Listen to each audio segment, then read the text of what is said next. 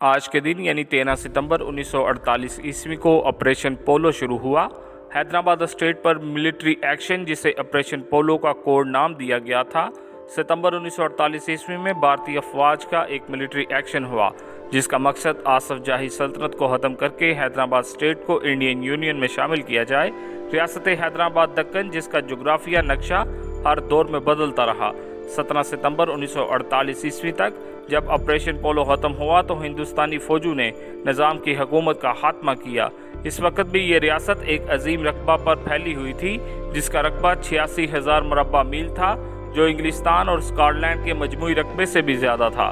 1923 عیسوی میں خلافت عثمانیہ کے خاتمے کے بعد جو اسلامی مملکتیں باقی تھیں، ان میں سعودی عرب، افغانستان اور ایران تھیں، لیکن خوشحالی و شان و شوکت کے لحاظ سے ریاست حیدرآباد کو جو بین الاقوامی مقام حاصل تھا، اس کا ذکر آج بھی انگریز مصنفین کی تصانیف میں موجود ہے۔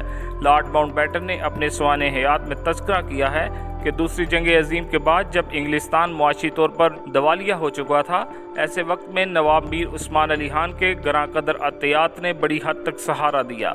مکہ معظمہ اور مدینہ منورہ کے پانی اور بجلی کے خرچ بھی ریاست حیدرآباد نے اپنے ذمہ لے رکھے تھے، اور اس عظیم مقصد کے لیے مدینہ بلڈنگ کے نام سے شاندار عمارتیں جو آج بھی باقی ہیں مکہ اور مدینہ کے لیے وقف کی تھی، جن کے کرائے مکہ اور مدینہ کو بھیجے جاتے تھے۔ اس کے علاوہ حاجیوں کو رہنے کے لیے رباط کے نام سے نظام نے مکہ اور مدینہ میں حرمین سے قریب عمارتیں بنوا دی تھی۔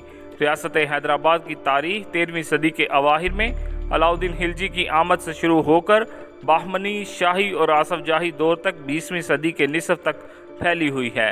موجودہ حیدرآباد تقریباً 2000 مربع میل پر مشتمل ایک شہر ہے، جس کے باقی حصے ریاست آندھرا پردیش، کرناٹک اور مہاراشٹر میں تقسیم ہو چکے ہیں۔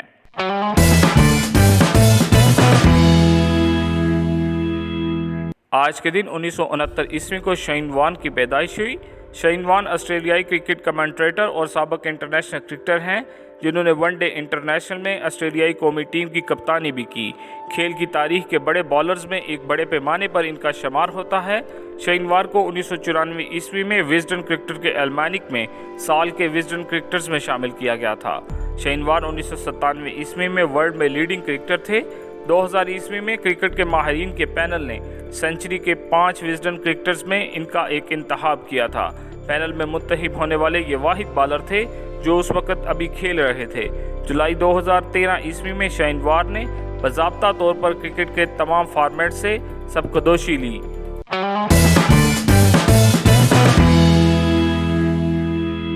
آج کے دن 963 عیسوی کو ایلپتیگن کا انتقال ہوا۔ ایلپتیگن سامانی سلطنت کا ایک جنرل تھا جو بعد میں امیر غزنہ کی حیثیت سے حکومت کرتا رہا۔ اپنے زمانے کے بہت سے عسکری امراء کی طرح ایلپتیگن بھی ایک ترک غلام ہی تھا، جسے خرید کر سامانی سلطنت کے بادشاہوں کے باڈی گارڈ والے دستے میں شامل کر لیا گیا تھا۔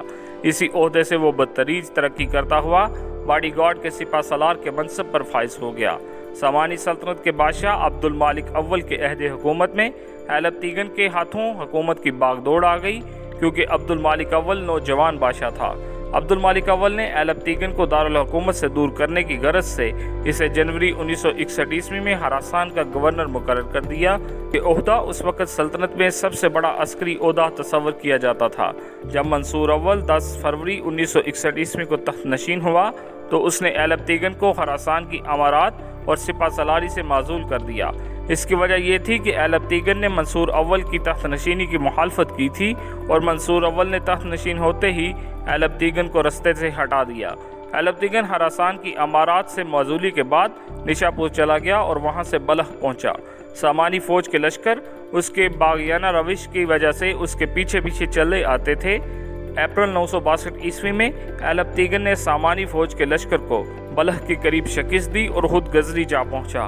غزنی کے مقامی حکمران ابو بکر کو شکست دے کر اسے غزنی سے نکال دیا اور خود غزنی کا انتظام سنبھال لیا۔ علاوہ ازاں بامیان اور کابل کے مقامی حکمرانوں کو بھی شکست دی اور غزنی سمیت بامیان، بلخ اور کابل کے انتظامات خود سنبھال لیے۔ اس طرح ایلپتیگن نے خود مختار شہنشاہیت کی بنیاد رکھی۔ ایلپتیگن کی حکومت ہی غزنی سلطنت کی راہ ہموار کی تھی، جسے بعد میں سبکتگین نے نئی طرز پر قائم کیا۔ مورخین و محققین کے مطابق غزنی سلطنت کا بانی ایلب تیگن کو ہی قرار دیا جانا چاہیے، کیونکہ اس کے بعد غزنی سلطنت کو سبکتگین جیسا نامور حکمران ملا جس نے غزنی سلطنت کو تشکیل دیا۔